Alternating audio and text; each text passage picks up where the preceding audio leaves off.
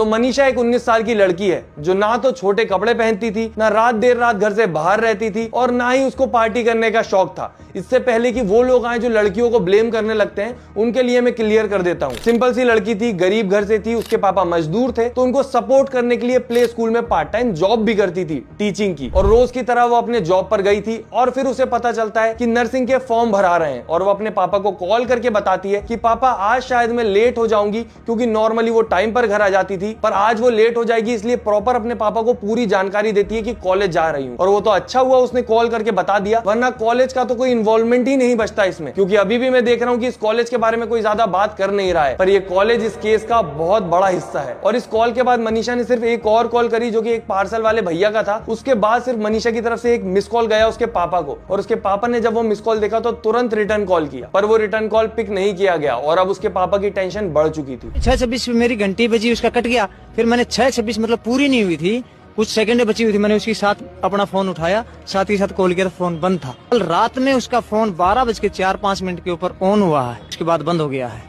दोबारा हमने कॉल किया तो फिर स्विच ऑफ हो गया है। अब आप बोलोगे जब उसके पापा को टेंशन हुई तो पुलिस को कॉल करते या फिर खुद जाके देखते। उसके पापा ने दोनों काम किए, वो खुद भी गए वहां पर और उन्होंने पुलिस को भी कॉल किया और पुलिस आई भी। और जैसा कि जानकारी मिल रही है, जैसे ही पुलिस उस कॉलेज में पहुंची जहां पर मनीषा जा रही थी, तो पुलिस वहां पर 3-4 लोगों को देखती है, वहीं के कर्मचारी जो कि नशे में धुत थे। अब ये सारा सिनारियो देख के आपके दिमाग में आ रहा होगा, अब तो समझ आ गया भाई, कॉलेज की तरफ से कुछ गड़बड़ होगी तो पुलिस वालों ने कुछ स्ट्रिक्ट एक्शन लिया होगा। पर नहीं, पुलिस ने नॉर्मली उनसे पूछा कि क्या तुमने मनीषा को देखा है, उन्होंने बोला नहीं, और पुलिस अपने काम पर वापस आगे बढ़ गई। तो जब लड़की के पापा ने पुलिस वालों को बोला कि आप उनसे पूछताछ करो, कुछ पता करो, कुछ गड़बड़ लग रही है मुझे, मेरी बेटी इतनी देर तक बाहर नहीं रहती, तो पुलिस ने वही किया जो हमेशा किया जाता है, विक्टिम ब्लेमिंग। उन्होंने कहा तुम्हारी बेटी किसी लड़के के साथ भाग गई होगी, आ जाएगी 3-4 दिन में अपने शादी का कार्ड लेके, शादी करके, तब तुम्हें सब पता चल जाएगा। भाग भुग्गी होगी, आ जाएगी 1-2 दिन के अंदर, 2-4 दिन के अंदर आ जाएगी। बोला क्यों घबरा रहा है? मनीषा के पापा की हालत सोचिए आप, वो परेशानी में, अपनी बेटी के टेंशन में जिसके पास हेल्प लेने गए, वो हेल्प करने की जगह उन्हीं को डरा रहा है और उनके दिमाग में गलत गलत सिनारियो डाल रहा है। क्या हम इसके लिए टैक्स भरते हैं कि जब हमें परेशानी हो तो हमें और डराया जाए? और ये जो रिपोर्ट थी 11 तारीख को की गई थी और 13 तारीख को मनीषा के पापा को वही खबर मिली जो उनके लिए सबसे बुरी थी। और इस खबर के साथ अपनी बेटी की बॉडी की जो हालत उन्होंने देखी, वो कोई भी अगर देख लेगा तो उसकी रूह कांप जाएगी, चाहे आपका रिश्ता मनीषा से हो